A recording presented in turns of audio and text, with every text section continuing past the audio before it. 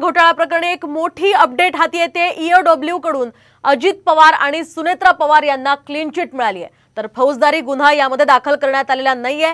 EOW ने आता closure report सादर केलाय। विशेष म्हणजे रोहित पवार आणि प्राजक्त तनपुरे यांना सुद्धा यामध्ये क्लीन चिट मिळाली आहे। आताची ही मोठी आणि महत्त्वाची अपडेट आपण शिखर बँक घोटाळा प्रकरणी पाहतोय, तर अजित पवार आणि सुनेत्रा पवार यांना क्लीन चिट मिळाली आहे। या संदर्भात आपण अधिक माहिती जाणून घेऊयात आमचे प्रतिनिधी सचिन गाड यांच्याकडून। सचिन, काय सांगाल शिखर बँक घोटाळा प्रकरणी आता अजित पवार आणि सुनेत्रा पवार आणि विशेष म्हणजे रोहित पवार प्राजक्त तनपुरेंना क्लीन चिट मिळाली आहे, काय अधिकचे अपडेट्स?